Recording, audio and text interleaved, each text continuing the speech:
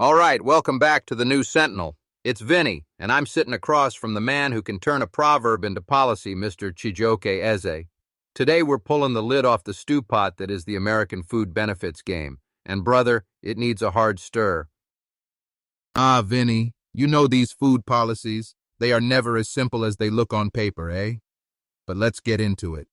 I've been reading up on all these new direct cash transfer ideas, universal basic income, all that jazz. Look at Alaska. Every year they hand people that permanent fund dividend. Small but steady, just for being alive in the great cold. No fuss, no paperwork for bread or beans. Yeah, and before folks start blowing smoke, Alaska's not handing out fortunes. Most years it's what, a couple $1,000? But what's interesting is it's straight cash. You get to decide what you eat. It ain't a box of powdered eggs showing up on your porch, and you don't got to justify it to some clerk with a clipboard.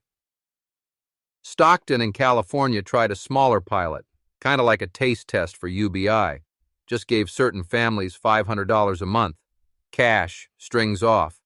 People went for groceries, sure, but also for car repairs, rent, whatever kept them moving. And you know, when you put the trust in people, most they use it right. There's also talk of incentive-based solutions, community gardens you mentioned, food trucks bringing produce to the block, or these double-up food bucks programs. If you spend your SNAP at the local farmer's market, they match it. It's not a perfect net, but some people eat better for it. Yeah, it's what the suits call nudging, but I call it paying people for eating green instead of gray. I mean, if you can get broccoli to cost what a bag of chips does, that's mob-level efficiency. Chijioke, I know you got a story to tell on this, how it looked on your side of the world. Ha, you know me too well. Back in Nigeria, during some rough seasons, we had these old ration cards. Government would try to hand out rice or oil, but half the time it didn't reach people. So, the market would come alive. Neighbors would swap, trade, hustle. I got salt, you got beans, let's do business.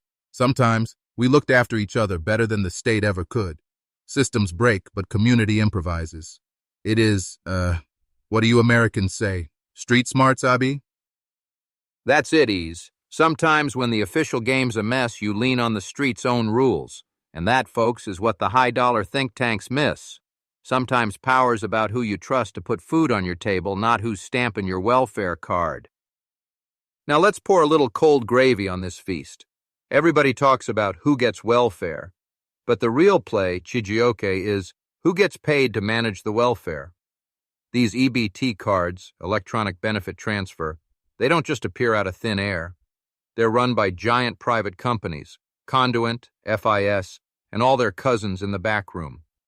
So it's like a bank with only one kind of customer, If you're poor, you're locked in.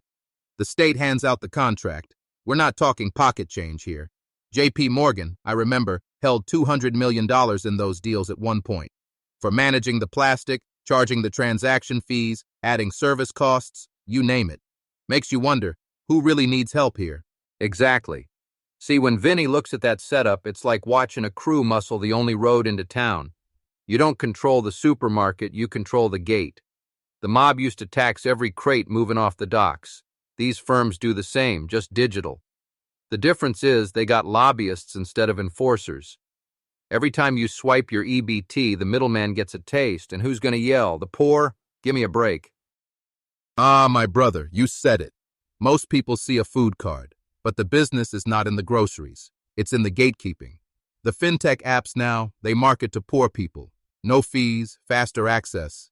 But if you look deeper, who collects on the back end? The costs and the profits, they just wear new suits. Ordinary families still pay, but in a language they don't read. Power respects power. These state contracts turn into kingdoms, controlled by whoever takes the risk out of the governor's hands. That's why nothing changes unless someone's cut off. Like I always say, never outshine the capo. If you want to understand why these systems never get better, follow the money, not the mission. The streets remember what the courts forget. Oh ho, so if the business stays rigged, what hope is there for change? I've seen all these pilot programs. Some city in the U.S. tests a digital wallet or sends grocery credits to your phone or pays the market guy directly when you buy tomatoes on an app. It's new, but it moves fast. Yeah, until the system finds a way to take its cut. You start doing app-based benefits? Guess who owns the platform? You cut out the EBT plastic? Here come the data brokers and the cybersecurity holes.